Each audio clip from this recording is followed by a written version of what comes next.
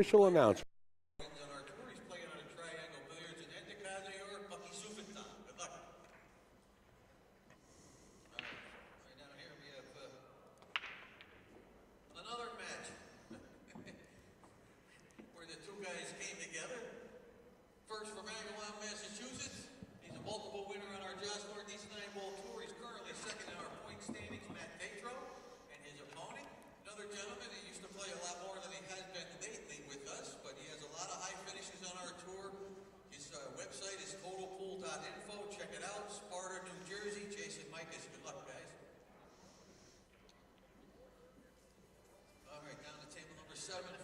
City. He's a regular here at Turning Stone. He's also a regular on our tour. He's won on our tour in the past. He's a 2017 Eastern Canadian champion, Mark Degla, right there. And his opponent, also from Canada, from Toronto. He's a former Super Billiard Expo 10-ball champ and Derby City Bank Ball Pool champ. Excuse me. He's won the Texas Open back-to-back.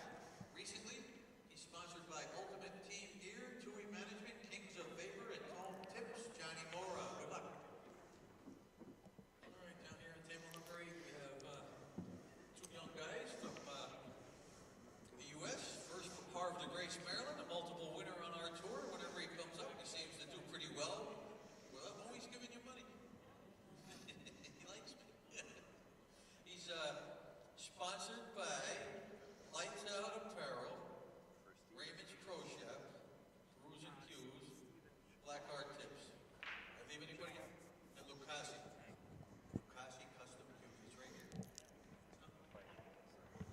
The eyes are going. Shaun Wilkie, all right. And by the way, this match here is on the internet live. Want to check it out, go to azbilliards.com. Free live stream. His opponent plays out of Union Station Billiards in Portland, Maine. We'll be back at Union Station in April on the 7th and 8th. Come check us out. We have our schedules up front if you'd like to take them. As I said, he's from Auburn, Maine. He's the Maine State 8-ball champion, Kyle Pepin. Good luck. Good match. Okay, over on table number 9, we have from Northfield, Vermont. He's a winner on our tour in the past. He's also All right, here we go, folks. Shaun Wilkie on your right and Kyle Pepin on your left, lagging for the break. In the booth, momentarily, we're going to be joined by Steve Sutton and the one and only, the legendary Michael Yetnick. Hey guys, testing. he's from Oakland. Testing. There we go. Yep. Both good. Guys, I'm going online and sharing this on my Facebook page. I'll be with you guys one moment. Looks like Wilkie won the lag. Yep. On 11, Sparta, New Jersey, playing in his first tournament here at Turning Stone, having a great tournament. Plays out of Society Billiards in New York City, Thomas Wan. I don't think it'll be his last time here. And his opponent from Royal Palm Beach, Florida, one of our United States top 10 players for many years. He's also a top coach and trainer. He's sponsored by Precision Tips and Mez Cues. Is it Kevin Pepin? Kyle. Kyle. Yeah. Kyle Pepin. Hunter Lombardo.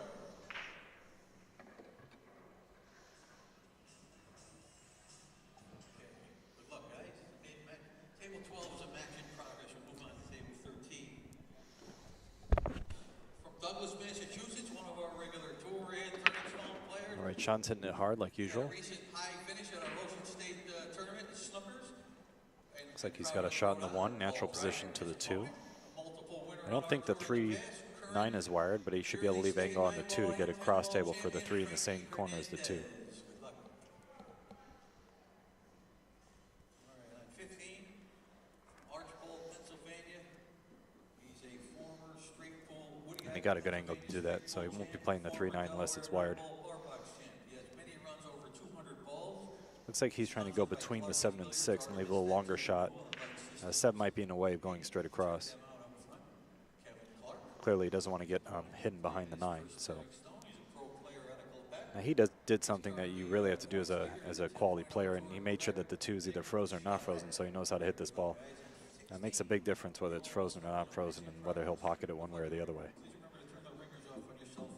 It can be very distracting to the Okay, he's going to have to go through the 9 with follow and play position on the 5 ball. This is just a straight follow shot. He'll bank the 9 out of the way, now position on the 5. Pretty natural. And he almost got a bad roll, and I think he did. He did exactly what he intended to do there, but got a little bad, and I don't think he can see this 5. He's gearing up to shoot, so maybe he can.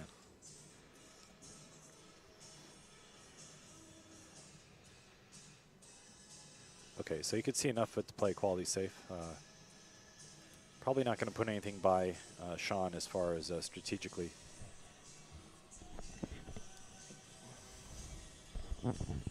But looks like Kyle's going to go 2 rails at this and probably try to hide him behind the 8 ball. Hide the 5 ball behind the 8. I hit it, I think, too thick. I think he was trying to hit it thinner. From here, Shaun should have this rack pretty easily.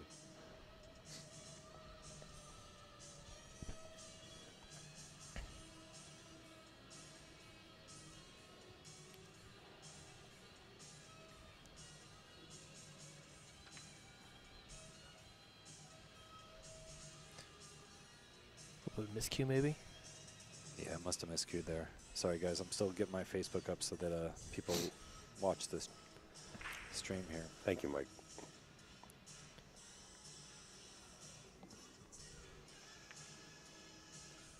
Oh, uncharacteristic miss by Kyle there on that 5 ball, but yeah, Kyle's going to be a little more nervous than Shaun. Shaun's a veteran. He'll come through under the pressure. Yeah. Kyle's an up-and-coming strong player, and I expect he'll do well, but it's going to take him, a couple racks to get comfortable. So when he has those opportunities, he's going to have to capitalize on them.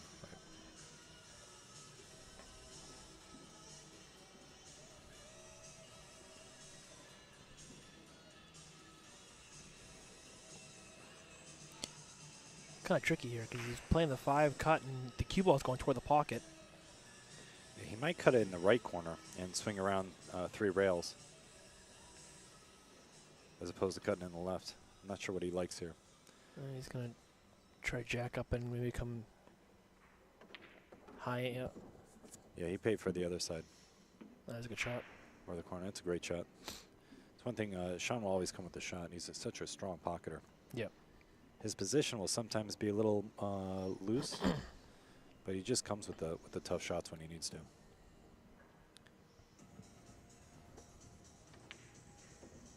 Nice shot there.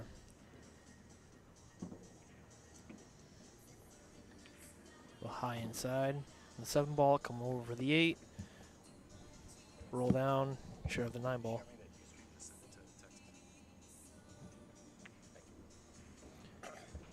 Floats down nicely. 9 ball in the corner. And Shaun gets the first W and Shaun gets the first chink in the armor. strikes on, first Kyle. blood.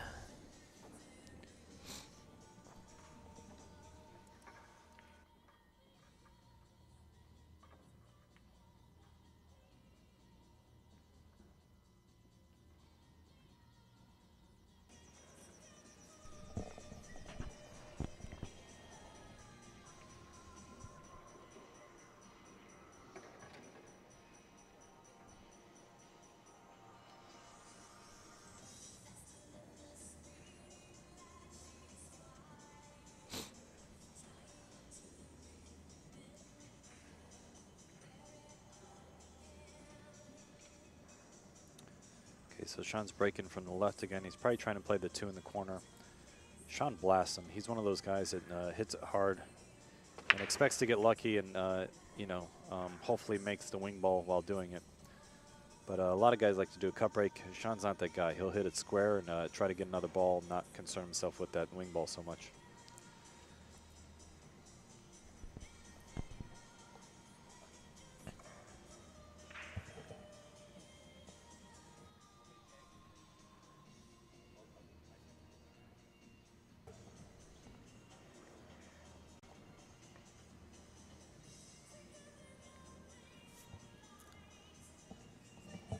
Hey, Stevie, you know Kyle Pepin pretty well. I do. Yeah, you guys matched up many a times in tournaments in the New England area.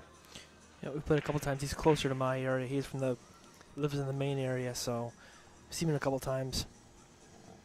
Now, is Kyle Pepin going to play in it, or are both of you guys going to play in that Winter Classic Mark Dion has? I am already signed up. I do not know about Kyle. I'm not sure. Okay. But That's pretty interesting. We keep putting that poster up there because we are going to be there live streaming, and we know you always getting in the booth and helping us out. We appreciate it. I appreciate helping out. What's the format of that tournament? I mean, they got all the pros. Whoever wants to play can play in it. That is correct. Uh, It's going to be, they're going to have a higher, they're going to have an upper bracket and a lower bracket. And it's going to be a handicap tournament, the way he normally runs his handicaps. And it may even be close to sold out, because I was talking to Mike DeMarco earlier, and he was saying that there's over 100 players out of 128 field. So if you want to play, get your entry in. Yeah, maybe I should look into that out. well, I did mention that because, there's not many things that the Open Pros can actually do. There's not many tournaments. I know you like the New England area, but Yep. it's the 27th through the 28th Yep, of January. that's correct. 5,000 added. Plus, you got all the entries coming. You got I'm pretty sure it's going to be 128-man field. It was huge last year. Oh yeah, it'll be sold out. Sold out with a possible waiting list. Mike DeMarco's in the chat, by the way. All right, Shaun's played 2 quality safeties here on Kyle. Kyle's kicked at the ball a couple times. He's going to be kicking out in the open this time, so it's going to be hard to leave Shaun safe. His best luck would be to get it around the 4, so that the 4 is a pocket blocker, around the 6, since the 6 is a pocket blocker. Or pocket it, but he got a bad roll there and scratched off another ball. But you can see there was just nowhere from that actually hide the 1 ball, so he was in a bad spot there, and Shaun played a quality safety on him. And Shaun's going to play this, probably roll for the 2 in the opposite left corner, draw back a little bit for the 3. 4, 5, and 6 is pretty much connect the dot. He should be out here. I'm trying to see if there's any problem areas, and I really don't. 4, 5, 6, 7. Yeah, there's nothing to this track. He's just got to stay focused, make sure he pockets all the ball. If he's on the wrong side of this, then he'll have to play for the 3 in the corner. He's jacking up, so he's probably playing for the 3 in the same pocket.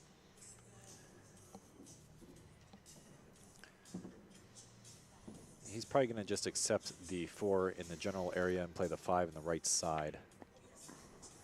Just like that. He doesn't want to get behind the 9. Wow, overamped it. I was talking to Shaun earlier.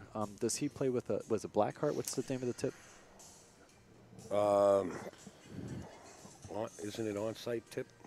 Do you know the name of I his thought it tip? was Or it's a Blackheart. I think you're right. I think it was Blackheart. I think it's Blackheart. He's playing with a new tip that they just came out with, Blackheart. And what shooting else? it with Lucasi Custom Q. Yeah, he's been sponsored by Lucasi for some time. Jake Lawson, what is the what's the name of Jake Lawson's company he just started? On-site? On tips? I'm not sure. No. Logo's actually right there on his left side. I forget there's so many sponsors. I appreciate them, and I'd like to mention them. I'll look it up right now. Yeah, maybe we can get that. Sorry for asking you guys because it's a bad habit to do so, but I'll find out.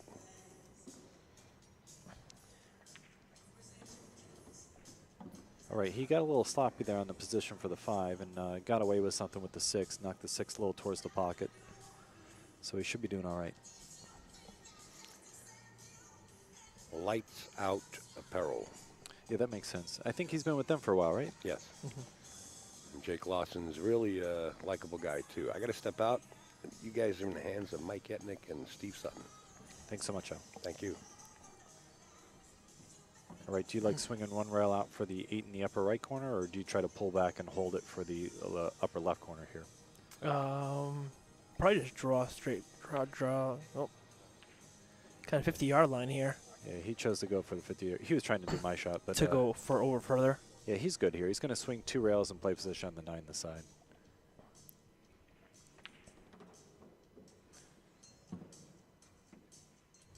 Okay, he went 3 rails with inside English instead. Little adventurous and a little out of line, but he's all right. Overcooked it a little bit. Yeah, he's looking at the side. I'd play this in the corner all day long. I'm astounded if he doesn't play this in the corner. You like the corner here, right, Kyle? Or Steve, sorry. Yes, I do. Got Kyle in the chair. Oh, and he dogged it. Yeah. I shouldn't say dogged it. He overcut it. I think initially he would have liked to play it in the side, but he hit it too hard. That's why. But yeah, he was almost straight in the corner, so I think the corner was a better shot. Yeah, Kyle's not going to let him get away with that. No. Kyle will graciously accept that rack. Does Kyle have any sponsors? Not that I know of. I know he plays out of Union Station Billiards. I don't know if he's sponsored by them or not. Does he get free time there at least? Possibly, yeah. He's a strong player. You know, he's up and coming, but he's strong enough where they should help him out. Yep.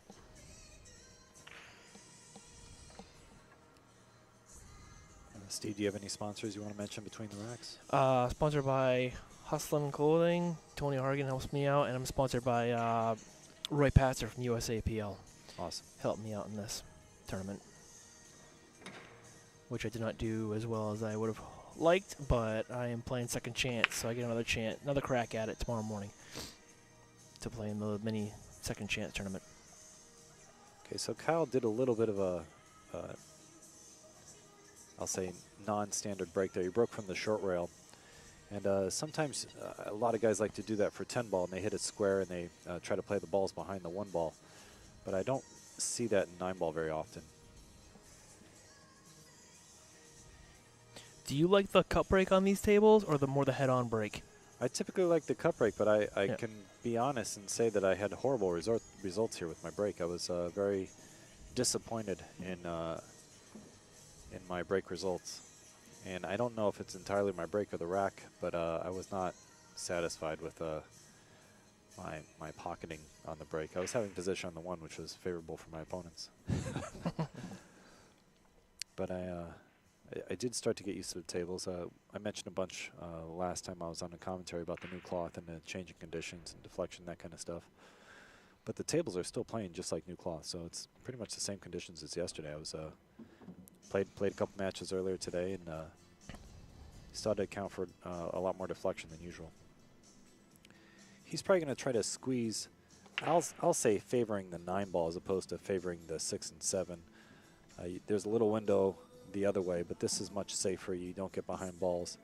Now you can swing 1 rail up and play the 6 and the 7 all in the same pocket, 8 in the side, and then follow up for the 9 in the opposite right corner.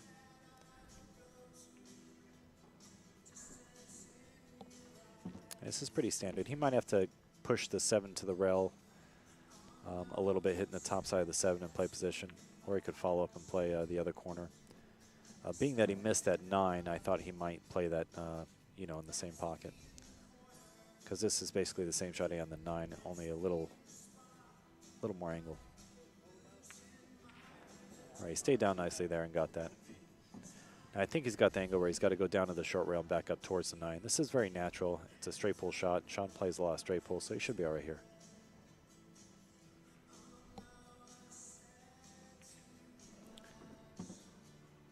Yeah, there you go.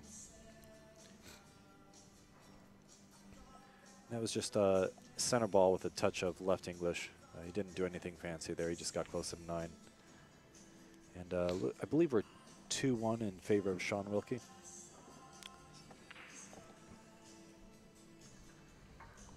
Guys, we should give a special thanks to Mike Zuglin for putting this on. It's definitely one of my favorite tournaments to play in on the northeast side. Always a great tournament, great players. Have a lot of my friends here, so it's always fun to play and watch. My first one, I was very happy to play in this event. No, this is a great event. I'm actually pretty good friends with both these guys. I've roomed with Shaun Wilkie before, and I've played Kyle quite a couple times, and I've been favored to win against him, but he's a strong competitor, and it wasn't easy. Yeah. There's this monster soft break by Shaun Wilkie. Made 3 balls, and there's no shape on the 1. Now he could try to thin the 1 and put him behind the 4. That's super tough and a big scratch. He could also push push out to a possible safety position, but this is really a bad spot for him. There's not really an easy option here, which is why he's taking a little extra time. Do you see anything that I'm missing here, Steve? Not really. I mean, like you said, it's a tough spot to push. I mean, you know, you can push somewhere, but where can you push that Kyle won't play an aggressive safety or to a shot? I mean, I'm not sure what you do here, honestly. There's no shot, but he's going to push to some sort of safety. Looks like he's going to put him by that lower diamond and give Kyle a good thin off this one and try to get him behind the 9. And I think Kyle will execute this with a pretty high degree of accuracy. And the good thing about this is the 4 should still block the pocket. If he hits it thin enough, the 4 stays there. And even if you get a little leakage on the cue ball, the 1 still doesn't have an easy pocket. With these diamond tables, tight pocket, you're in trouble. Yeah, Kyle's not giving this back. Kyle's going to play this. Yeah, Kyle can't get this back. He No. plays too good to give this back to Shaun and knows that Shaun will do exactly what I said and put him in jail. He's going between the 2 and 7. Trying to get him behind the 9. Right between the 2, 7. Right behind the 9. And the 9 and the 7. He's got the 1 to 7, I think. Yep. And Shaun knew that that's what he was going to be playing, but he didn't have a good safety from where he was, so he had to expect that his kicking would save him this game. You know, like sometimes you're just in a low percentage game. You got to make it as difficult as you can for your opponent at least to come ahead. I like kicking at the short rail. I don't like the long rail here. It's a big scratch, and you're not really kicking towards any ball. So, you know, if he can kick and stick it, I don't even see him getting a good result, which is what he's looking at. And to do that, you would hit this with low right English, so low outside as he's looking at it. I think it's outside. No, low right, whatever. Low right. It's hard to say inside or outside because he's not going at a ball.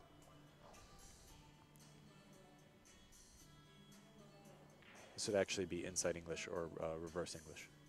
Low inside. That's what it looks like he's trying to do, is a stick and kick. He's going to try to put the 5 behind the 3 and leave the cue there. Okay, he hit it with draw instead. And he's going to end up selling out the 1, I think.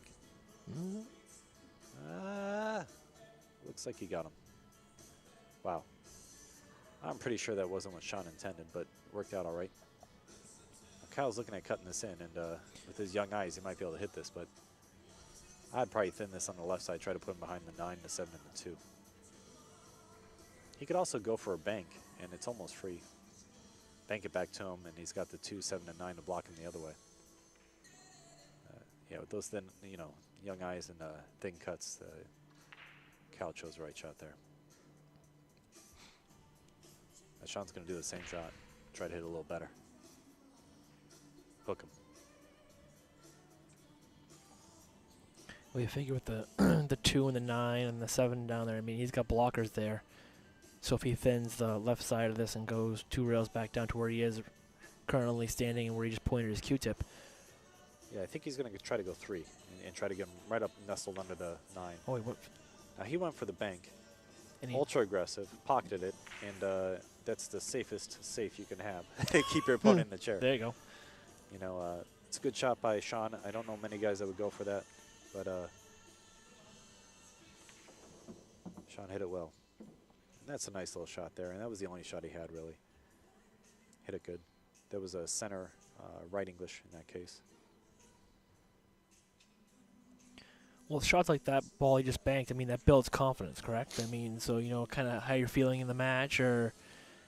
I'll go for a shot if I feel like it's dead when I get down the ball. You know, like, you got to go with your instincts first, and then you go with percentages second, you know. So if you feel like a shot's on, then usually your body's telling you that you're going to make the shot, so just go for it.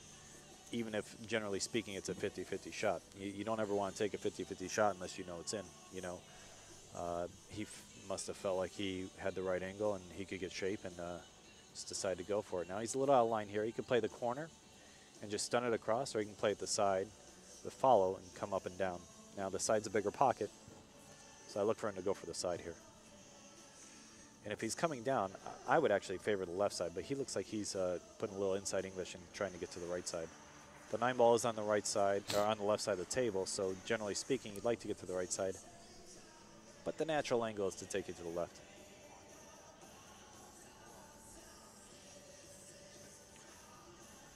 Yeah, so he did go to the left, and he's beaten the scratch. He's going to land pretty thin on this ball and might have to take it in the side again. He's playing for the corner, but you know, that's the thing with going that way. You're going to get a couple different pockets you're going for.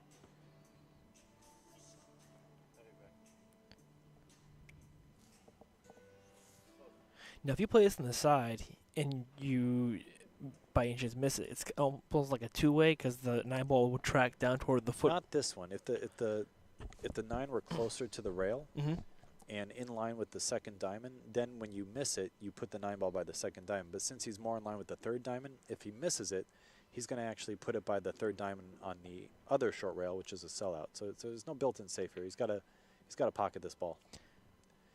He did keep the cue against the rail. That's the only, you know, sort of safety he had there. He controlled the cue ball well to make Kyle play a tough shot. Now this looks easy, but this is very missable.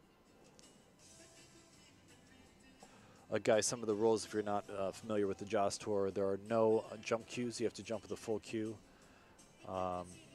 Opponent racks, winner breaks. Pretty basic, and all ball fouls once you get down the shot. Kyle hit that pretty well and just jarred it, and that was to Shaun's, I'll say, experience in still holding the cue ball, keeping it against the rail when he was going for the side pocket, and giving himself a second chance to still be advantageous, and it worked out for him. So a smart play by Shaun. And as I mentioned before, a little loose on the position, but Shaun usually comes with the shots.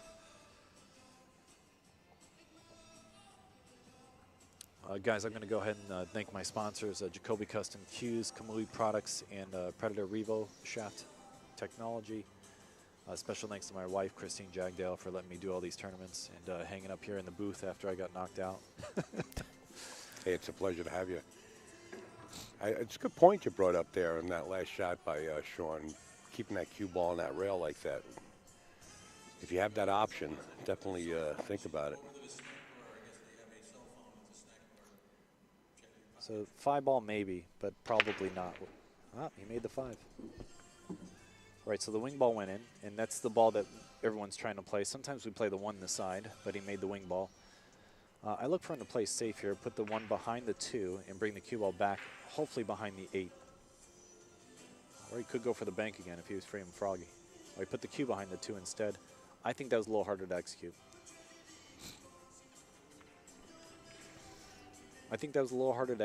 And by putting the 1 over there, even if you don't get it, the 2 might block it if you hit it really bad. But he had both the 2 and the 8 to block the ball with the cue ball. So I think that might have been decision error. And if there's anything that I would say at all like a little negative on Shaun's game, is that sometimes he takes decisions that are a little hasty. But he stays in rhythm, and he pockets more because he stays in rhythm, you know. So it's a catch-22. Cal got very fortunate there that he got a shot. He hit the 4, and it didn't stay in his way. So he's going to pull back for the 3. Probably leave a little funny angle on the 3. He could try to get for the 3 in the corner, and that'd be ideal because then the rest of the rack is easier. And coming towards the side, I thought that might be a little scary. He ended up perfect, though.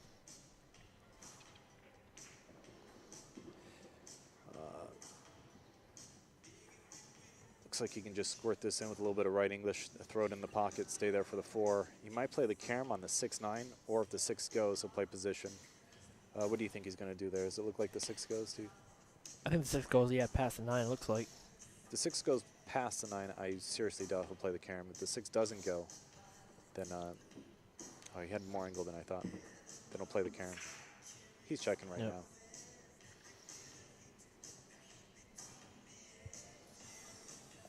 Oh, maybe it doesn't go. It's kind of hard to tell from this angle. I don't know how old Kyle is, but he looks like he's like, and this is a friendly thing to say, he looks like he's 16, but he's a very mature player for his age. I'm sure he's like probably 30 and just got good genes, but he's a very smart player for his experience. I think he's actually like 23 or 24 or something like that. Okay, that's fair. That's fair. But yeah, he does look like he's 12. He's a super nice guy too. He is. You know, and a class act. Doesn't pull any moves. Yeah, I like him in his game. Played a smart shot, but he's going to lose the cue ball a little, and that is experience with the new cloth. Played the right shot. His decision making was dead on, just poor execution because he didn't understand the speed of the table yet. Now, one thing I will note, when they used to do a lot of live stream or a lot of video work, they used to do, AccuStats was the main one that I knew of, and they used to have tons of lights over the table, and the TV table used to play faster than all the other tables. One of the great things about these live streams now is the cameras are so much better, and the equipment that Al's using here, you can set things up without having to put extra lights on, and it still looks great. You know, like this footage is incredible. And the table plays just like all the other tables, aside from the standard table 1 to table 2 variances, but no like huge speed differences. So it's one of the advantages to the new equipment, camera equipment of today. Now, Shaun's in a bad spot again. He's going to cut this in the lower right pocket as we're looking, and probably try to swing back up with low right. If he's sick enough, he'll use low right. If not, he'll use center right, go to long rail, short rail, and come back up. But he's got one of those two options. It's all depending on what angle he has. Yeah, and the demands of the position was too much for him to pocket the ball.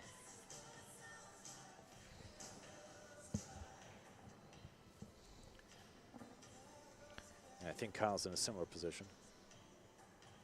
If he's got the left corner, I think he should play in the left corner. If he can beat the scratch in the left corner, I would do that, but he's looking at the right corner. So he's trying to swing around the 9. Yeah, I didn't like that pocket. If I had both pockets, the reason I didn't like that pocket is the position was so tough. Now, what do you do from here? Because I have an option that I would do. Steve, you got anything for this shot? Thin the right side of the 8 and send the 8 ball off the long rail, and then put the cue ball behind the 9. Right, so it's almost a free shot. You cut it to the left pocket, and you play to overcut it slightly, and you play for position for the 9 in the same pocket. And if you miss it, maybe you get lucky and you leave him behind the 9. If you make it, then you leave him safe. You know, and he tried to do that, and I think he got a little bad roll. He hit it too good.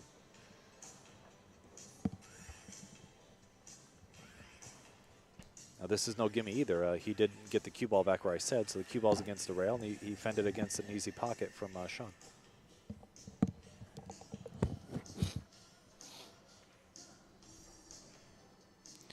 Yeah, I know Kyle's been playing well lately, so he's been playing more tournaments. I believe he just played in the World Pool Series, one of the World Pool Series tournaments in Steinway. Yeah, I played him straight pull. He plays good straight pull too. I played him. He had me stuck. And I think I ran like a 78 and out on him, or else he would have beat me. But he's a very good all-around player, especially for his age. And I know I've said that a couple times, so I'll stop saying that. But it's good to have him around, and nice to see a new friendly face. And I think Shaun sold out the 8. I think Kyle can see this. And I use low outside here, and I just swing around, and I play short side position.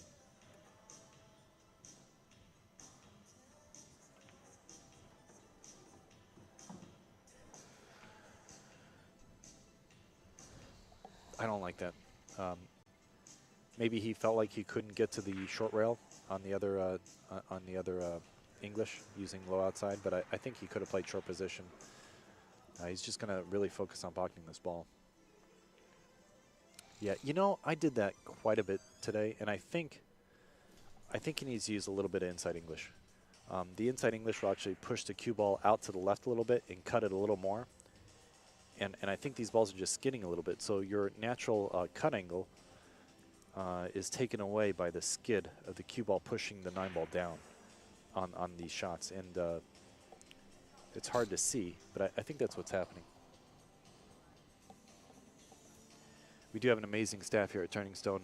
The staff's been awesome, setting everything up and providing food for the players and water and amazing equipment from Diamond. Simonis cloth on top of it. Joss custom cues. They're doing a raffle here. A lot of good things happening here. So Shaun got another game that kind of got away with there. Probably should have lost that game. But we all win games that we should lose and lose games we should win. So the current score is 3-1 in favor of Shaun Wilkie. Oh, sorry, 4-1, guys. 4-1 Shaun Wilkie. My vision on the beads are a little off. It's 4-1. You're right, Mike.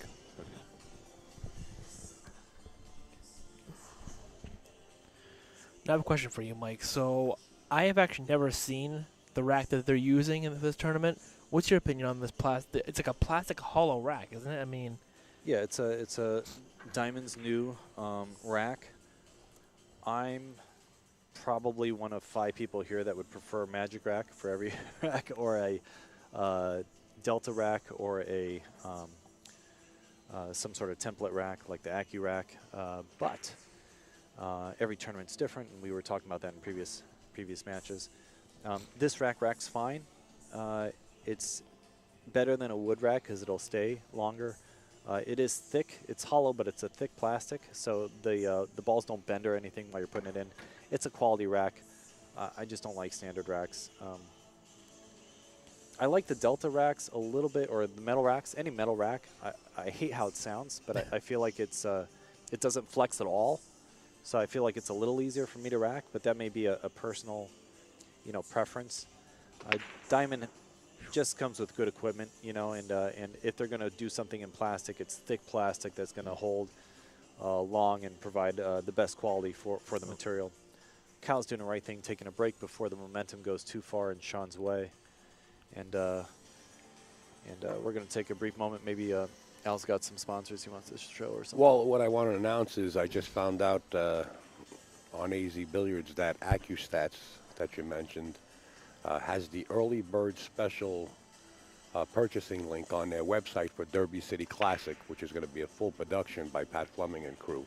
So you can go over to AccuStats, purchase your pay-per-view for Derby City Classic, which is right around the corner. I can tell you as an upcoming player, I have over 300 AccuStats videos that I watched. Yeah. I picked my 5 favorite guys, and I picked them for specific reasons. And I talked to guys about this. You guys have Al. He's got his whole video set up on Roku, right? Yep. And you can watch matches. But what I would do is I would watch Ginky for his all-around game. He's my favorite player. Alex for his creativity and his ingenuity at the table. Efren for his kicking, especially his kick safety concepts. Absolutely. Earl Strickland and Mika Imnan for their ball pocketing, just sheer firepower.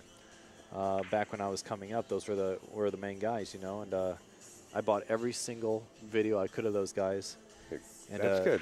It's good. Now, and it works. Yeah, it totally just works. by watching, yeah. Yeah, and you can't do this when you're watching live, but when you're watching a match, like a 9-ball match, you pause it after the break and you see how you'd run the balls. Like right now. Let me tell you something. I picked up something from Danny Basovich here today. Kid Delicious? Yeah, he got up there and he slow broke the balls. Not slow where it was questionable, but yeah. It's questionable. Yeah. And I'm thinking, wow. Ed Colhane says, wow, he slow broke. The concept behind that is he could determine from visualizing where the balls are going, the wing balls, right, and where the 1 ball is going, and see, well, they're coming up short now because I broke at this slow rate. Now, maybe if I break a little bit harder, and adjust the speed, and the very next break, wing ball. All an adjustment from the very first rack. Right. Broke at a slow pace, just to adjust. See, now, that's brilliant, but he should have done that during the warm-up so that he starts out with the wing ball popping in every time. I would have to agree with you on that. I really would have to agree with you on that. But but that's still wicked smart. Being wicked smart because, he was on the road with Bob Bigley for years, him and Bob, and they got a book out there and everything. You go into a strange pool room, Yeah. You know, everything's playing different. You know, if somebody wants to trap you up on another table. Anyway, the match is back in progress as Kyle Pepin's back in.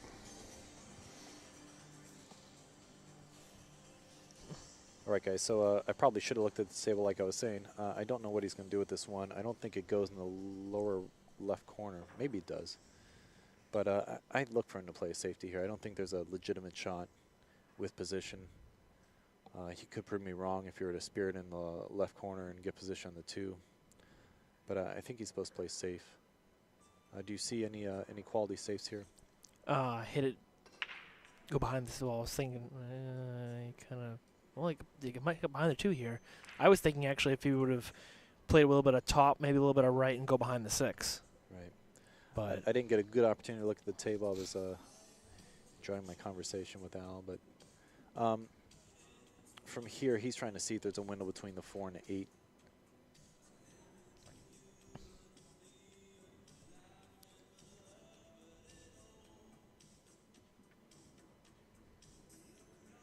Is he trying to go 3 rails at this? I think the 3 ball's in the way. I think that's what he pointed his Q-tip at, I would assume, but I'm not 100% sure. I think he's looking at the 3 railer. And if he's like it.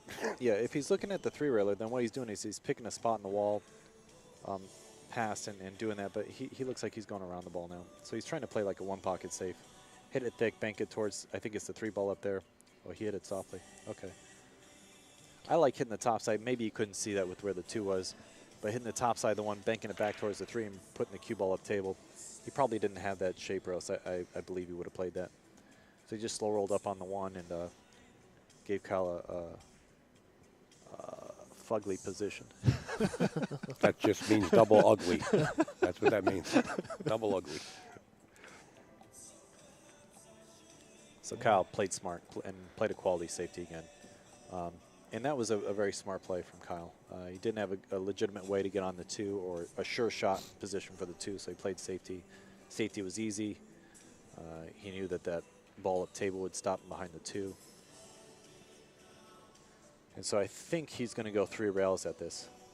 Probably long rail, short rail, long rail, and try to kick underneath this and hope to hit the 1 up table or maybe slot the 9 in. This is another facet of this game is it's a slot 9 ball as well. So he's looking to hit and stick here on this kick, maybe. I don't think he can get around the 2. I think he's got to go 3 rails around this table. So he's looking at where he wants to hit the short rail and the long rail to hit the 1 thickly and knock the 1 up table by those other balls. As long as you get it towards the directions of other balls, you have a chance to leave them safe. Yeah, that's what he's doing. He's looking at the 3 rail kick. He's trying to kick underneath or behind the 1. Long, short, long. He wants it as thick as possible. That gives him the best possibility of getting separation between the 1 and the cue ball.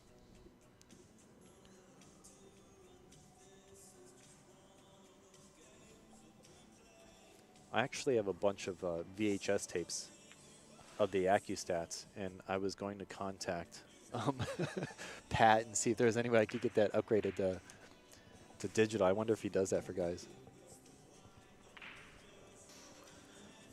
You know, Pat's getting up there in age. Hate to say it, and I think he needs. I think he wants to really take a break, but I don't put that past him. I believe he could do it. Now the matches are all going digital. Yeah. You know, up on Vimeo. It's another thing AccuStats is they're stepping the game up. It was such a great video source for me. Yeah. Well, look at this. It's a great shot. Well played, well thought out, and slightly overhit. And that's just a new cloth. And you know, Kyle is a younger player to the scene. Once he gets comfortable, he's going to be dangerous. But right now, until he gets his speed together, Shaun's got a strong advantage. I think he's going to try to hit it into the 6 and put the cue ball behind. I believe that's the 3 ball up there. Yeah. It's a great positional shot, though. Oh, To swing behind the 3 rails. It was a smart, natural position. No real obstacles. He just overhit it. And that's purely the speed and just not being used to new tables. Perfect conditions.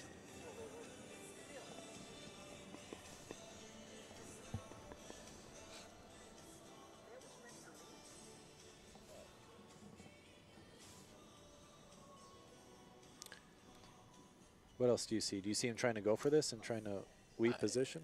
I think so. I mean, I think he just pointed his Q-tip. Like, it looks to the angle where the cue ball was going. But, I mean, You know, you could go into the 9. You could go into... if he wants to be a superstar, he could try to draw this between the 5 and the 4 with right English and hit the rail, the short rail, between the 5 in the pocket or the 4 in the pocket and come back up with the English. I don't think that's the right shot. I think if he's got a safety, he should probably play the safety.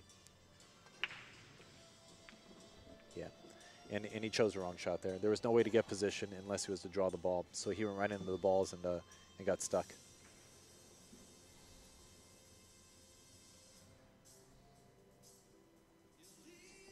And I think the pocket might be in the way of the natural kick, so he's going to have to probably spin this a little bit to get it. And it's a little hard to judge on a new cloth. But he hit it well, and hopefully the 5 blocks him. Otherwise, Shaun's going to have an easy pocket. Looks like Shaun can hit this with the center left and get good shape on the 4, swing around the 5.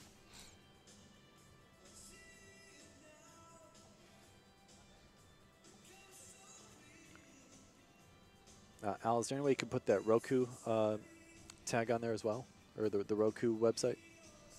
Or is that something you just buy? Or I don't even know. Yeah, Roku. it's like a Fire Stick, Oh, so to okay, say. okay. Almost like an Apple TV, but it comes in a stick.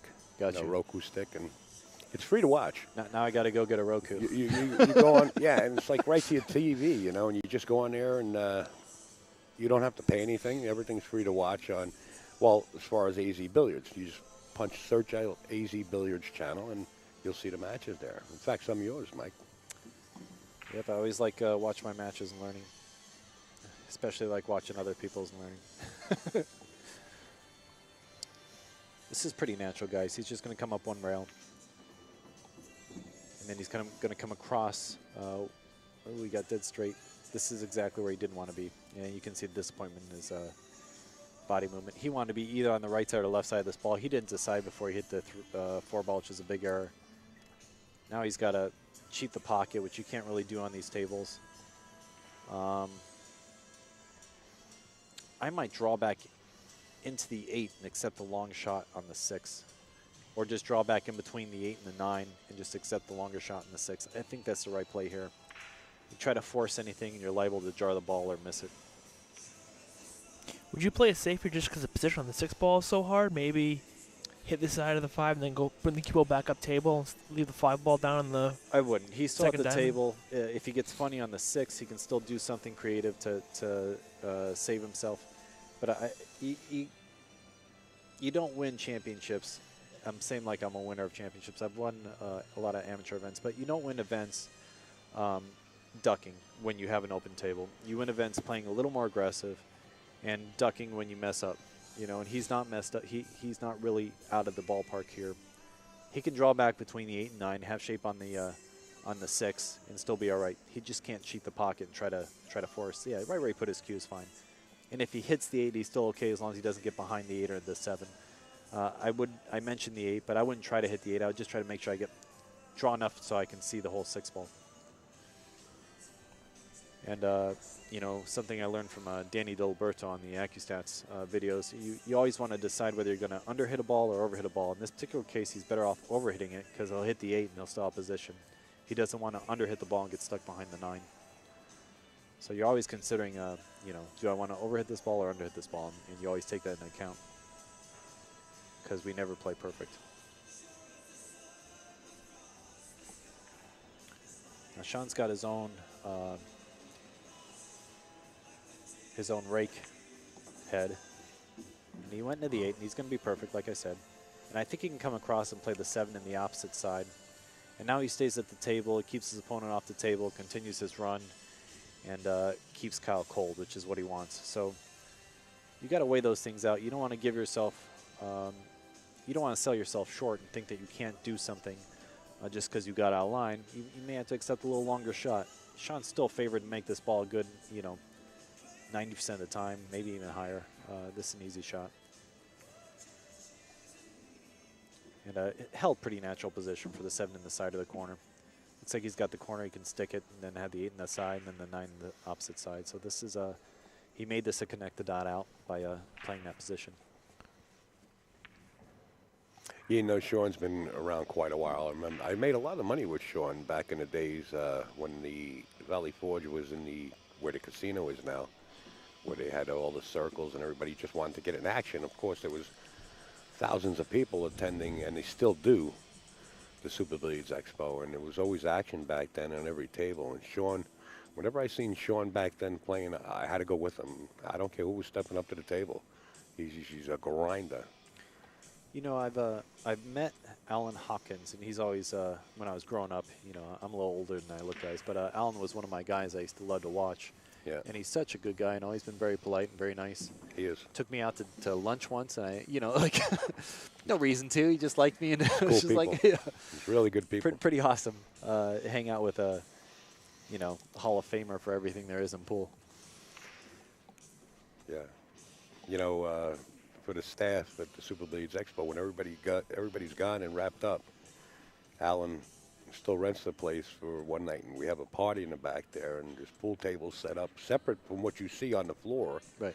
In a private room, and brings in music, and he brings in caters food, and just to you know, blow up some steam. It's over, and it's just enjoyable to sit back there. Of course, I wrapped up, and I was ready to go, so I went there to say, hey, Al, I'm out of here, you know. You stayed there for 12 hours after. And he says, you're not going nowhere. He says, you're not going nowhere. He said, sit down. I said, I checked out. He says, here. And he threw a hotel key to me. And this hotel was like on the top of the mountain. I didn't want to leave. You could see like everything. It was like beautiful. All right, so he's Go ahead. going to draw between the 4 and 9, or follow up between the 9 and 2. But I think he's drawn by where he's queuing. He drew between the 4 and 9. Now he's going to draw up to the right side of the table as we're looking at it for the 3 in the lower left corner where he's standing. This is pretty natural. He might use a little bit of outside English, or he could just hit this with straight draw. Ooh, he got no draw there. So he was trying to come across for the opposite corner. I think he was thick enough where he could draw that back. That might have been another decision error. And like I said, Shaun sometimes plays a little hasty and a little questionable decision making, but he just comes with the shots. You know, he's gonna pocket this ball, come probably 4 rails around, or 3 rails around for this 4 on the side.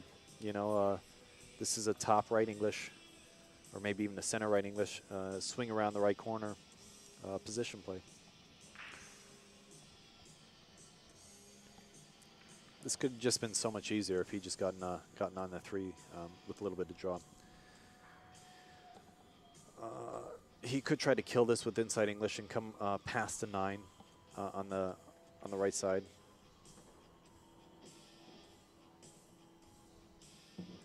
Okay, he did the original shot that he was planning. Got pretty good too, I have to admit. His recovery game is super strong. You know, and that does go by the 9, or else he wouldn't have played this position. So he's going to play for the 5 on the opposite side, and then everything else is pretty much connect the dot. 8's a little bit of draw for the 9 on the side, so no real issues from here. He'll just use low outside English or low right.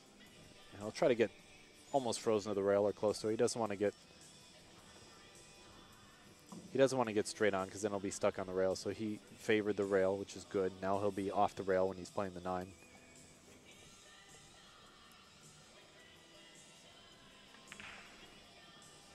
And another rack in favor of Shaun Wilkie.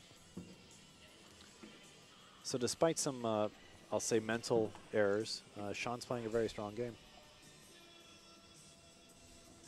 Shaun's a guy that I don't know. He's one of our USA strongholds, and he just hasn't been able to snap off a major event. And I always look for him to do better in these tournaments, but it might be his decision making. Maybe he takes a few lower percentage shots, and just the upper echelon punishes him for it when he does it. But I would like to see Shaun break through here any day,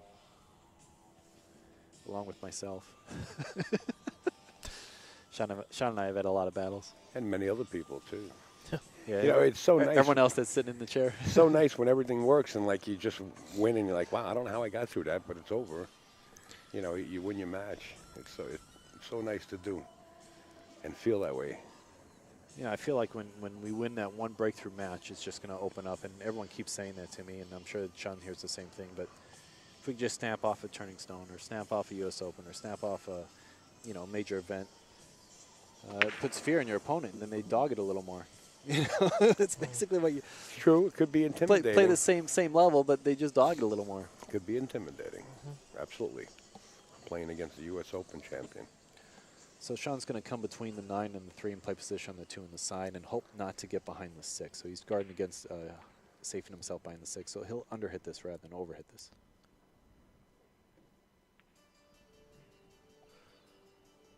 And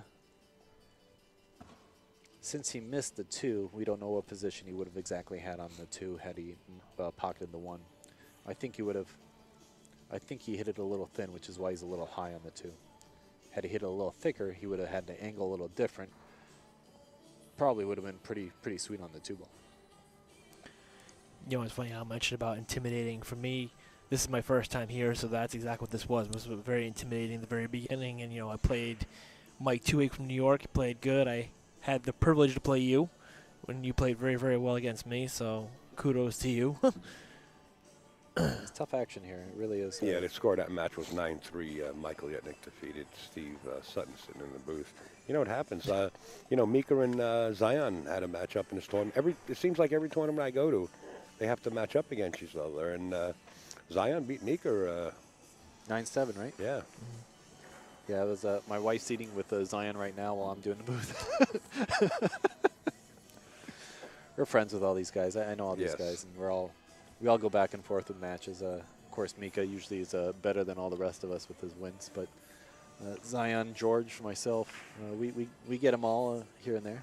And Steve, this is your first time playing in the Turning It's Stone. the very first time being here, first time playing, yep. So that could be kind of intimidating, too. That's what I was just telling Mike. I was okay. I'm sorry. I wasn't very listening. intimidating by, you know, being here, you know, seeing this all set up and stuff. And Mike, you know, like I said, I've seen you before. I've seen you at Snookers. I've seen you at a couple places. To actually play you, I mean, it's a whole different, you know. Well, thanks so much, Steve. Sometimes I play strong. Sometimes I play a little weak. I'd say I played pretty strong most of this tournament. We had a couple moments where I gave you little opportunities, and you capitalized a couple times and didn't a couple others. Talking about capitalization, Kyle really needed to capitalize on this out, and he just missed that 5 ball. He took it for granted. It was an easy shot, and man, if he could have got this game, that would have been a big win for him, just to slow down the momentum. Now Shaun's probably going to drill him through the rest of this this set.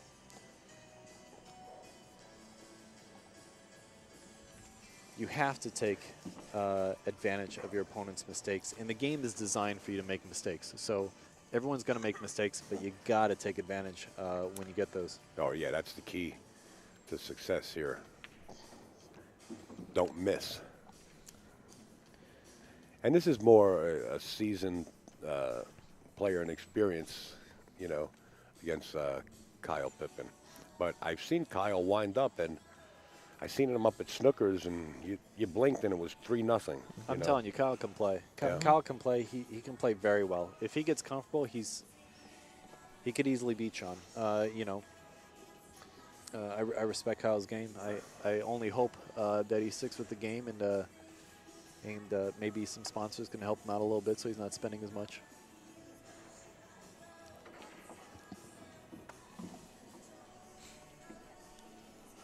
But Kyle's good people too. We need more good people in pool. Shaun's exceptional too. You know, you're watching a couple of the nicer guys on the tour, competitors. Special thanks to my wifey again. She's probably gonna go get me a coffee. I think I might manipulate that. Ooh, We jammed it. We jammed it. Ooh. Well, got a little fortunate, though, to not leave a shot, though. I mean, No, he did You know, leave a shot. He can this bank is- this if he wants, or he can play safe. This is a free shot for Kyle. Kyle's either going to dice this in with a little bit of inside English, like I said, and play to overcut this, or he's going to bank it.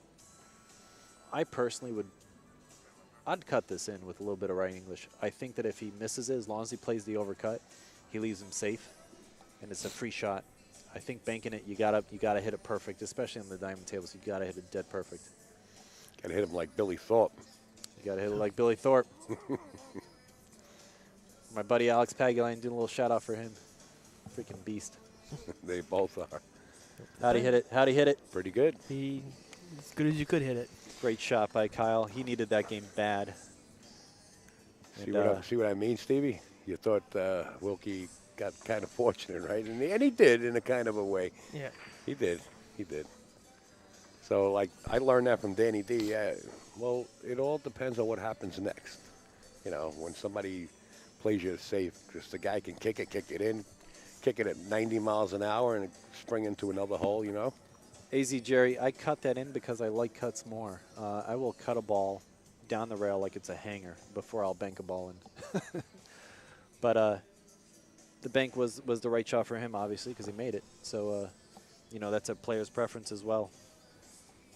I agree with you. I mean, I'd rather cut a ball than bank a ball because, I mean, every rails play differently. I mean, you know, one rail could bank shorter, longer, depending on how you hit it, the speed. I mean, you're playing a cut, you're just playing the ball. Yeah, these are brand new tables, so they should all bank pretty solid. It's just I'm 50% on the bank, and I'm probably 70% on the cut.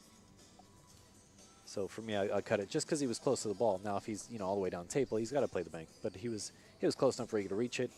He could see the edge of the ball real easily. You know, I don't know. There was no scratch with the cut. Let's see Kyle's break. We haven't gotten to see him break much. Wing ball straight in, one ball straight in. Yeah. And that's that right there is dangerous. You know, you got a guy that can break like that. He can get right back in this match before Shaun knows it. So, you know, right now Kyle's in the hole. But if Kyle can come with this shot in the side and get position on the 5, or come with this shot in the corner and get position on the 5, he'll be back in the match. I believe it's what's the score, Stevie? 5-2. 5-2. Looks like 5-2. 5-2 in favor of Shaun Wilkie, and that's 3 games is nothing in 9-ball. So 5-2, maybe 6-2. I'm not 100% on that, guys. Okay, so it's 5 or 6-2, guys. Yep. I don't see. I can't see the beads, so we'll have to check with Al to get the proper score. I'm sorry, 6-2? Or did I miss something here? I don't know. I can't see Al. I think I know Kyle's got 2. Whatever Shaun has is up in the air. It might be 6. You just can't see past that black bead. Yeah, they got the super beads here. So black bead is like 3 times the regular size bead, so we can't see what the rest are. It's great for spectators.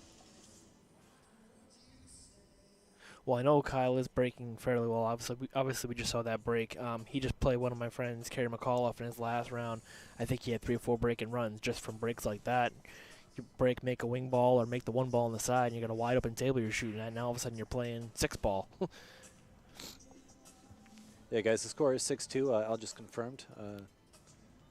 Looks like Shaun is not going to be okay. And Kyle, I think, has the 3 in the corner, but his body language is saying that it's questionable. It looks like he's got it, but it's close. His young eyes, he'll know. If he's got this, he's out. If he doesn't, then he's in trouble, because this isn't a natural safety.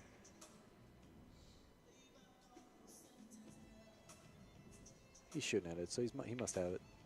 Good shot, good shot.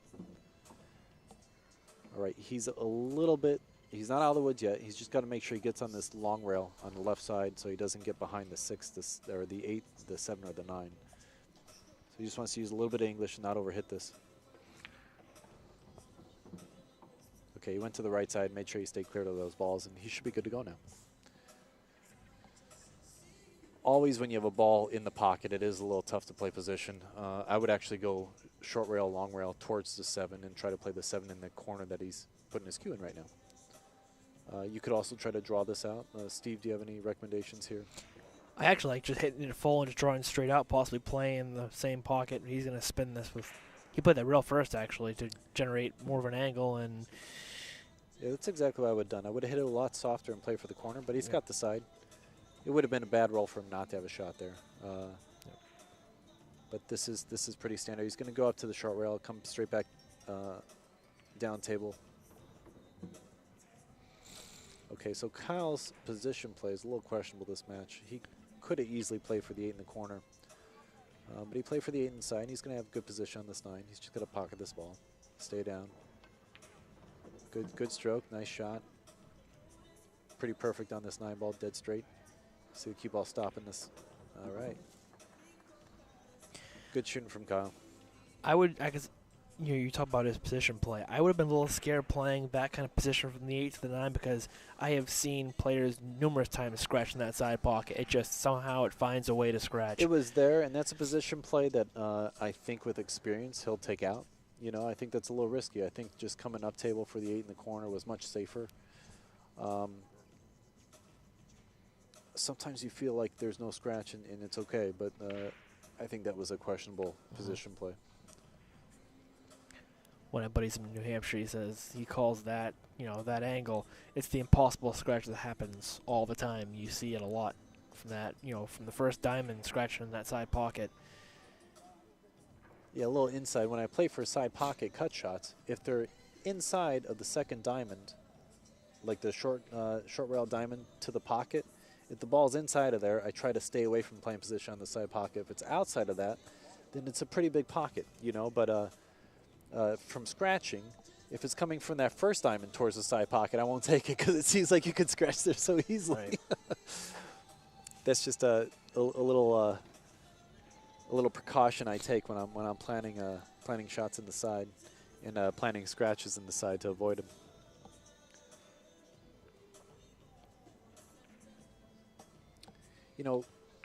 I'm going to say this. Guys from the Providence, Rhode Island area are rack technicians, and they understand how to break depending on how the rack gaps are. And I may need to get a lesson from Kyle because Kyle's made a ball twice now. When I really didn't pocket a ball almost all my matches, and somehow I was in every match. Usually I get shut out if I don't do that, but if I have a magic rack, I'm running 7 out of 10 racks. I'm at 70% to break and run. But when the racks are all, I'll say, discombobulated, I feel like the rack has too much importance in the game. But he's going to swing over, probably play short side position on this 3-ball up table in the upper left corner. Perfect. And as long as he gets a little angle, he can have a choice to play the 5 in the side or in the corner. He's got to get good on the 5 to get on the 6. So the 5 to the 6 determines whether he gets out this rack. So he's got to make sure he gets angle that gets him to the correct side of the table. So he wants to stay above the 5 here. And I think he got really good on this and should be able to go either to the long rail or just stun it straight down to the short rail.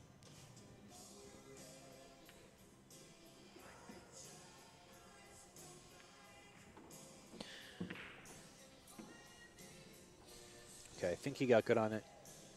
I think he can swing up 2 rails with a little bit of inside English and get good on the 7. And I like to be above the 7 so I can swing 2 rails towards the 8-ball, but let's see what he chooses here. Or he's a little thicker than I thought, but I still would have gone 2 rails just to make sure I was above the 7 here. Now he's going to play across the line and have to play good speed to get position on the 8. He might even play for the 8 in the side. Okay, he played the cross the angle. And he played for the corner, like I said, was the first option, and he got good on it. So he played good speed there. He might be getting a little more used to the table. Yeah, because if you come down further and you play the 7, you can actually cut the 7 and go 2 rails that coming natural into the 8-ball, correct? Right. So now what happened there, besides him getting lucky, he was a little on the wrong side of the 8, so he had to use inside English. And I think the inside English pushed the cue ball a little thicker than he wanted. And I think he missed the ball because of it. Well, you mentioned he was crossing the angle, he was crossing the path, so when he overhit it, makes it, that angle makes kind of his margin for error. Yeah, Shaun tried to play a wickedly good shot and just couldn't come with it. He was very unfortunate with his leave that Kyle left him. Now here he's got to swing 3 rails around for position on this ball. I don't think he can hold it. 1, 2, 3, and he's got to play good speed, hold it. Hit it way too hard. So he's got that awkward angle now. And this, again, doesn't have a built-in safety. So if he plays this in the side, he's got to make it. Now let's see if he learned anything from Shaun and plays it in the side and tries to get the cue ball frozen to the short rail, because that is the play here. Play this with a little bit of draw. You jack up, even though it makes the shot pocketing a little tougher. Or you go 2 rails back and forth. But you got to put the cue on the rail. And he did. All right, so that was a smart play by, is it Pepin or Pepin? Pepin. Pepin. Kyle. Kyle Pepin. I agree with the guys commenting in Kyle.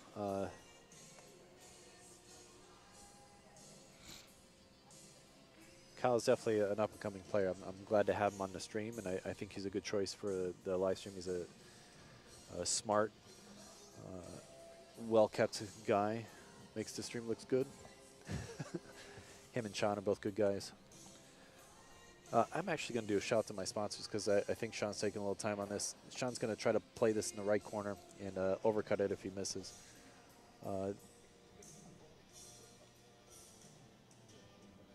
This does have a built-in safety if he overcuts it. But my sponsors, Jacoby Custom Cues, shout out to them, thank you.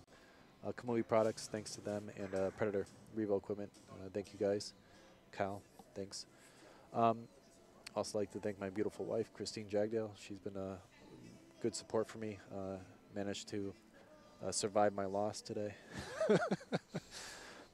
And I should also thank Amsterdam Billiards. They've always been a good support to me. And they allow Shaun, Morgan, and myself to come out here and play in these tournaments and represent them. And both of us are grateful.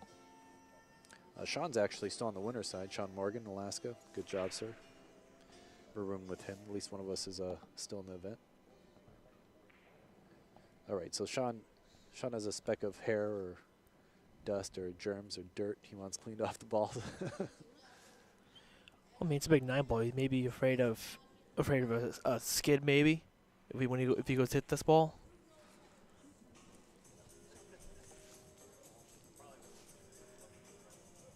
Joe's an awesome guy. Joe Tucker put out a DVD set on the 9-ball break, especially in the 10-ball break. I have those videos, and I still can't seem to make a ball with how these are racked here. I actually do have racking. I have Racking Secrets 1, Racking Secrets 2, and then he has a rail drill DVD. I actually have all 3 of them. He was nice enough to sign the second one for me.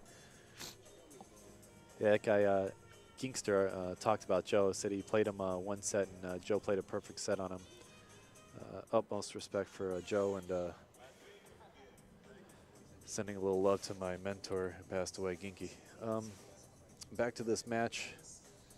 Shaun was hoping that the cue ball would be a little further off the rail after he got it clean, but it's still in the same position it was at before. So same tough shot. Let's see if he can put this together.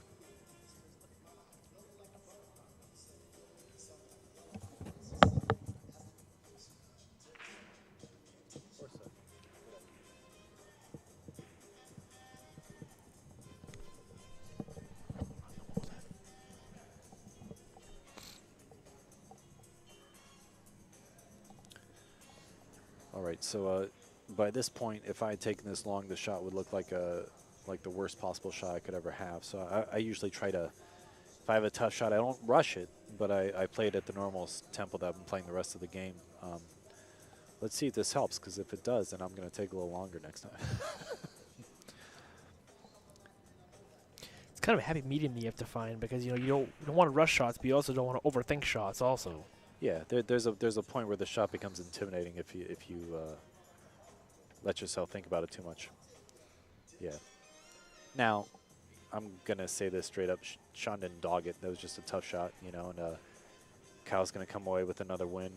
Playing a smart shot in the side with the right speed of the cue ball and the right speed of the 9-ball, and came up with a favorable position.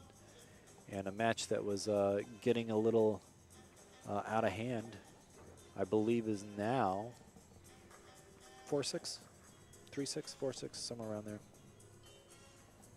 I believe it's 4-6. All right, so Shaun has a winning game in a little bit, so it's 4-6. So we'll update that on our end. And Kyle's back in this match. And John Moore there in the background. Another one of my, I saw John Moore about 5 years ago, and I was impressed with him at the U.S. Open. I thought he was going to win the whole thing. I don't know how he ever loses a tournament with his demeanor and his execution of what he knows. Just such a strong player. Another Canadian stronghold, along with Alex Pagulayan, who's not here, unfortunately. The first time I met John Moore was actually at the Super Billiards Expo. He played the 10 ball. He actually won. I forget which year it was. I've gone to the expo about 3 or 4 times. Yeah. He won the 10 ball tournament, which is a huge tournament. Yeah, well deserved. His father also played professional pool, and that's why you pick up a good mentor young, you're going to be good at whatever you do. And he had a great mentor, his father. And he's got guys like Alex that are his friends that he is close to, and it's funny to see him play and to ever see him lose. I'm always astounded. He's such a strong player, but this game has a lot of luck factors and things that aren't accounted for when you watch people. Shaun's trying to spin into this 1 ball and get a hit here. I thought the 7 was dead off the 6 with the 1 ball. A little risky, but I would have kept Shaun off the table if it is. If it's not dead, then he definitely played the right shot. Shaun's doing a little masse. If he does masse, I would get a ref just because he's sitting on the left side of the ball, and the shaft could squirt and hit the 7, and he could foul, and he would be focusing so much on the shot he wouldn't even see it. So he's thinking of jumping off the long rail. This is a little trick shot. We all practice this in our basements and never played in a match. Be kind of fun to watch. Horrible if he didn't hit the ball for him. Nice. He doesn't have many options, so it's not an illegitimate shot here. I was actually with Tony Robles, and we did a movie production, not a movie production, a production for White Collar, and we taught the guy this shot, and he plays it in one of the episodes of White Collar. It's pretty awesome. But I was a stunt double for a program called White Collar with Tony Robles as the main billiard choreographer. Done a lot of billiard choreography stuff since then, thanks to Tony. Tony Robles, of course, if you guys don't know, is another great, especially straight pool player in New York, but a strong pool player all around the New York area. Runs the Predator Tour. Very nice guy. I've met him several times, actually. Has a reputation that all of us wish we had as being one of the nicest people in pool.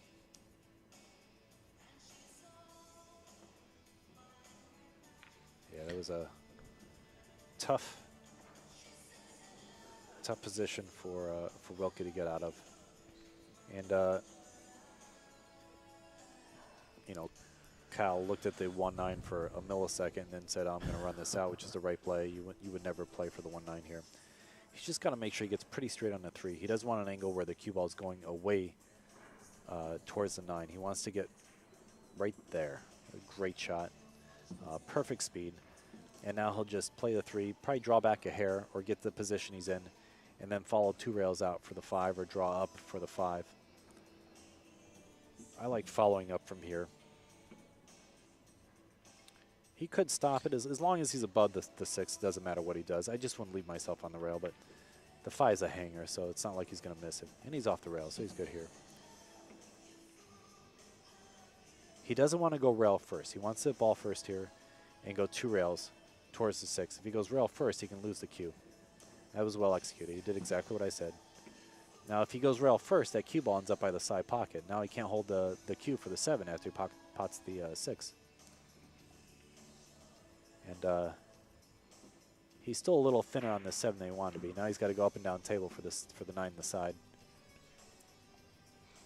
He's still, of course, favored to get out from here, and there shouldn't be any issues.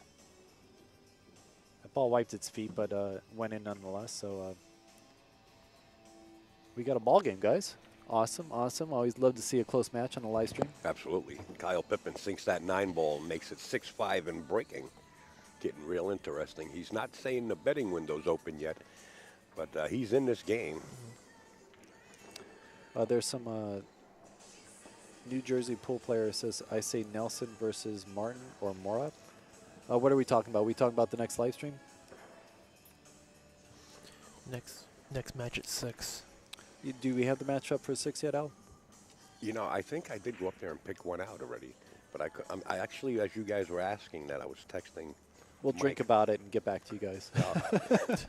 I'll drink about it.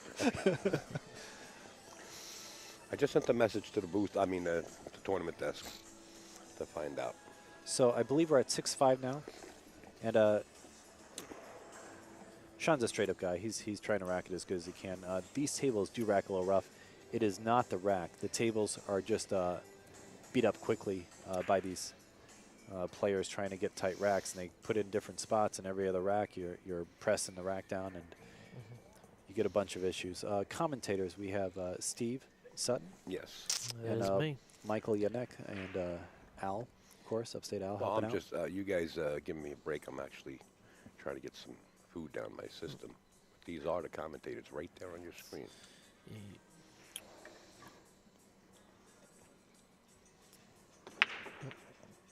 Names in reverse order. As far as 6 p.m. match, I just got the update. We don't have one as of yet. The tournament desk is waiting for the outcome of some of the matches. All right, so that's the first dry break from Kyle that I've seen. And he stuck Shaun on the 7. Shaun didn't have a shot. Shaun's pushed out, and he's going to try to outmove Kyle. And Shaun's experience typically will prevail in this sort of situation. But whenever you push out, the percentages always favor the player that decides to take the shot, because they're assuming that they're going to execute with a high probability. Or give the shot back, which I believe he gave the shot back to Wilkie. Right, so Shaun pushed out, and I think Shaun's going to try to cut this in. This is edge to edge. I know this seems tough, and you guys earlier were saying you'd bank a ball, but he double-crossed me. But he played a great safety. Yeah. And that was the right shot there. I was crazy to go for the shot there. It's easier to cut balls in from the booth, but Yeah, when the score is that close. yeah, he doesn't want to risk anything and possibly sell out the set on a dumb cut. Now the 9 ball is also a different situation, because you win or lose with the shot. Has a little more prevalence. Kyle's trying to kick this into the side. Got a good thick hit on it, and got rewarded for good contact, and then got punished right after, because the cue ball's going to roll behind the 2. So he's got to kick at it again, I believe. And he might hit the 2 in it, unless he can see the edge of this. Can he make this ball? Can you see maybe past the 6 ball in the left corner? I'm sure the 6 doesn't block it. I just didn't think he could see it, but maybe he can see it. Oh. No, you played a great. You know, save guys, though instead. that was a much smarter shot from Kyle. I didn't even see that shot. That was a great shot. That's a shot that always is there. You bank the 1 towards the middle diamond, leave the cue up table. He saw that shot, executed it very well, and that was definitely the right shot. I was still trying to see if he could get it by the 6, in my fairness. Okay, Shaun came with a little bit of trickery, and got a little bit of a roll for it. Now this shot, I like to hit with low inside English, and I saw this shot first in a Grady Matthews video, and I aimed for this long rail, and I hit low with half tip of inside English, or right English in this case, and it shortens the ball up pretty substantially, and he can get a really good hit on this 1 without hitting the 8 ball. You don't go the natural angle here. You go past the natural angle, farther up the rail, so a little further to the left of the rail, and you hit low right English, and it torques the cue ball right back into the 1, and he's got a chance of making it in the side or making the 2 ball. If he hits it on the short side, he might leave him safe. He's going the other route. I think he has the shot I'm talking about, but he's gonna try to kick it this way. And looks like he's gonna get a good roll here. This is a pretty good roll. Even if he leaves this looks easier than it is. This is a tough shot. And although, you know, Shaun's had a couple thin cuts, this is an edge-to-edge shot. You know, you're aiming just a hair thicker than edge-to-edge. It's pretty easy to see this. He's supposed to make it, but it is missable. So From where Kyle was, I would say this is a good result. I do like the other kick a little better. I think there were a little more safety opportunities going the other way, and also a little more luck pocketing opportunities, but, you know, personal preference, obviously. And, you know, I'm impressed by Kyle's ability to get back in this match. It shows his heart. It shows his potential. And that looked easier than I think it was. I think he's got a stop shot here, and he's got the 3 in the corner that he just played the 1 in. Okay, he went forward and played the 3 in the same side pocket, lost the cue ball a little bit. Maybe he had more angle than I thought. But again, Shaun is a little looser with the position play than other players. He played that well and knew he was going into the 9 and wasn't afraid. That was a good shot there, and a good position play too. So Shaun's a guy that when he's got to play position, he plays it. I think he just likes to stay in the right rhythm and relaxed, and that's why he doesn't spend more time getting perfect. Maybe I'm a little too deliberate at times. But Shaun and I go back and forth, so I guess just different styles. He's a little straight on this, so I suspect he'll go top right and go 2 rails and try to get pretty straight on the 7. Thank you.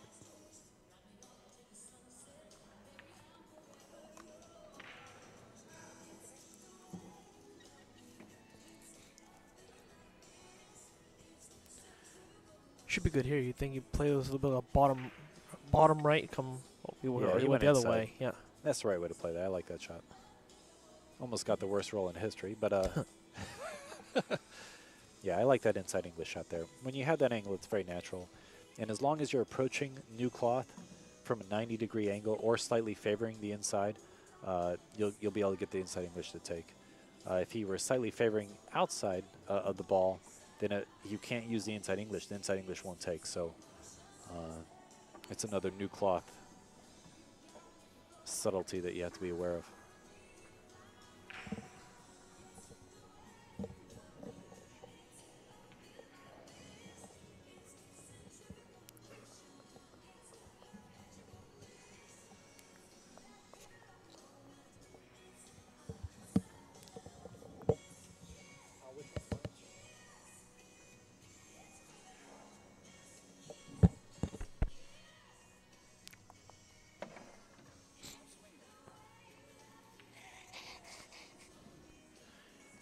Shaun's gonna check the rack here. All right, score right now, Stevie, is 7-5. Shaun Wilkie getting ever so close to the hill and breaking right here in game 13. Michael Yetnick is back in the box. All right, guys, so Shaun back with the soft break. That's sarcasm. Wing ball right in, 8 ball. He's got really good position on this 1 ball, and he can either float forward for the 2 in the opposite side or try something else. I like floating forward for the 2 on the side. Oh, wow. Now that's an uncharacteristic miss by Shaun. And that might have been caused by the slow roll. Since he had to slow roll that, I think he... oh, there's my sponsor, Kamui. It looks like Kyle's playing the 6 ball. That's a little risky. All right, so he's playing safe. That's much smarter. Except he's going to be all right on this diamond table. It's not going to scratch. Now, he didn't leave him safe, but he left him tough as left him in a pickle.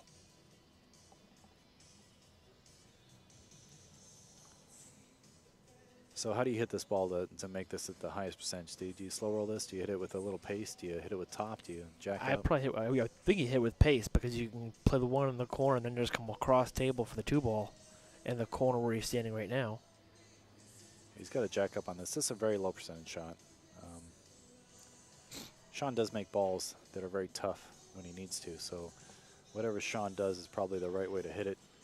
I think he's going to try to get to center ball and hit it with some pace, like you said, Steve.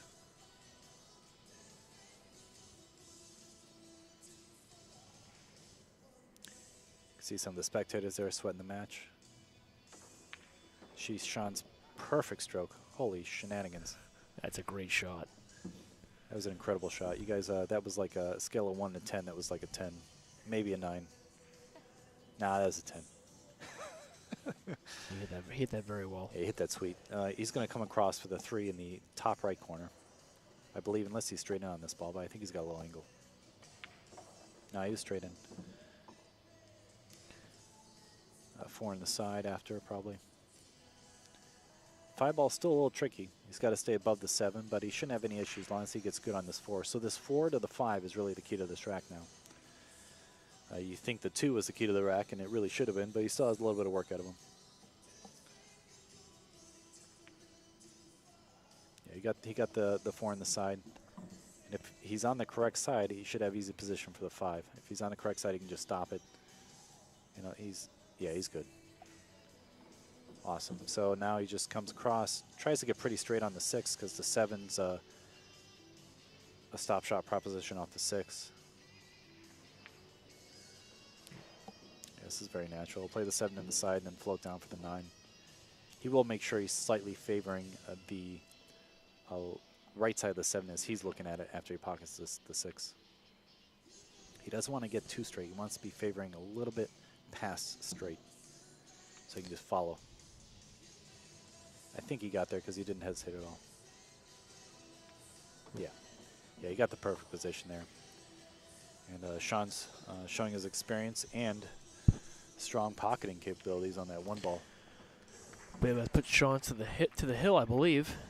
Now that was a good shot Kyle hit with the safety, and a little lucky not to scratch, but a little unfortunate for Shaun to make that 1 ball after. I mean, that was a crazy tough shot.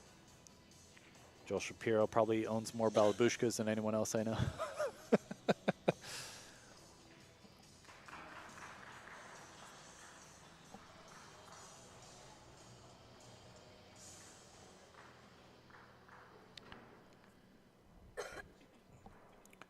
Guys, I believe the score is now 8-5. I believe, yes, 8-5. So Shaun gets some on the hill.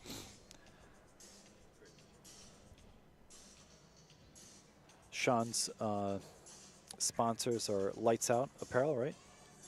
I believe Black Heart Tips and Lucasi.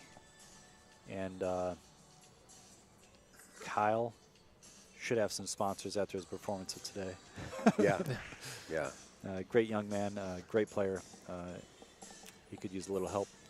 I'm sponsored by Jacoby, Kamui Products, Revo, Predator Equipment as well.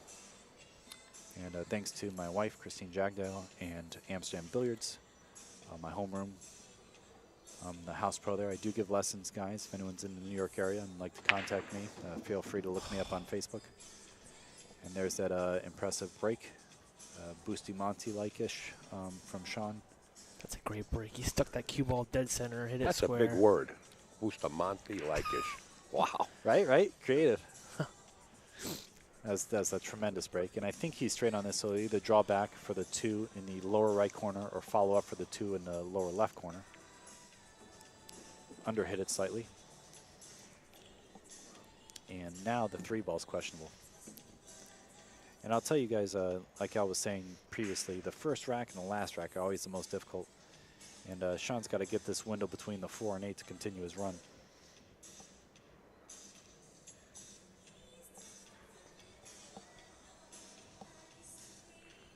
Guys, we should thank Mike Zuglin for putting on this amazing event. Some of the sponsors that I'm aware of are Diamond Tables, Simonis Cloth, Joss, Custom Cues, of course. I think Hippo's Billiard Room is also a big sponsor here. AZ Billiards, obviously, is involved. Baltimore City Cues. Yeah, a lot of great guys helping us out. Dennis Walsh helps out a lot as well. Thanks to those sponsors and anyone I missed. Sorry, guys. A lot of great people helping out this great event. Also, Turning Stone Casino. Amazing. There used to be 3 Amsterdam Billiards. Actually, 2 Amsterdam Billiards at one time. Now it's located on 11th Street and 4th Avenue. Guys, you can look me up on Facebook as Michael Yednek, Y-E-D-N-A-K.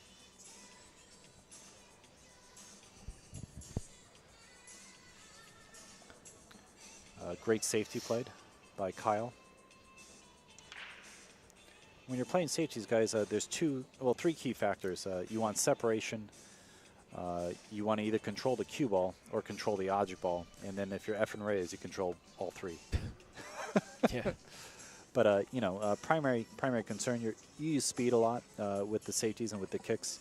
In this particular kick, he can kick like a medium speed and try to get him behind the 4. You could kick a little harder and try to luck the ball in. But when you're playing a kick of this nature, you're really trying to play a speed that lends to possibly leaving him behind balls.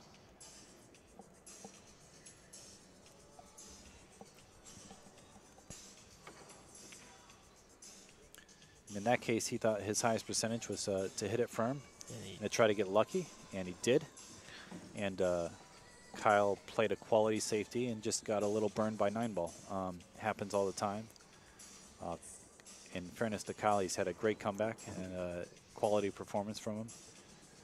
A couple missed shots, but Shaun's missed just as many, I'd say. I'd say it was really pretty equal. Shaun just had a few more opportunities, primarily created by his quality break. And that's how Kyle got back in, was the break. So obviously the break is ultra important when you're playing 9-ball. Actually, any billiard game. Except for maybe 3-cushion? Nah, it's just important in 3-cushion. Now he has two options. He can go 3 rails around the 8, or he can try to go 1 rail with inside English. He chose to go 3 rails around the 8. I like that as well. If he hits the 8, he'll still probably get lucky and get a shot. But he missed it and came up a little short. Which means he's got to move the cue ball probably back and forth on the table. 1, 2, 3. The ball fell.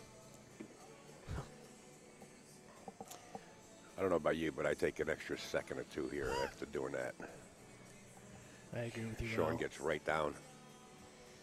It's not his first rodeo, he says. Nope. There it goes for the match. Awesome match, guys. A good comeback from Kyle. Kyle did amazing. I hope the best for Kyle. Hope to see him around. You can see my beautiful wife next to me. Got Steve next to me. What's going on, guys? Thanks so much for watching, guys. I think I'll be around next match if Al needs me or wants me. Otherwise, there is no door on this booth, especially when you're around. All right, guys. So I'll probably stick around for the next match. Should be an awesome match. Do we have that matchup yet? We don't. We're still awaiting some of the matches to finish before we actually pick one. All right, guys. So we'll return shortly. Thanks for watching. Looks like, oh man, I was going to say we can watch Mora play, but they're done too. So, yep. Guys, we'll see you in a little bit. I'll post my next matchup on my Facebook page. Thanks, Al. Thank you, guys. Thank you, Al. We got to end this recording. We'll be right back.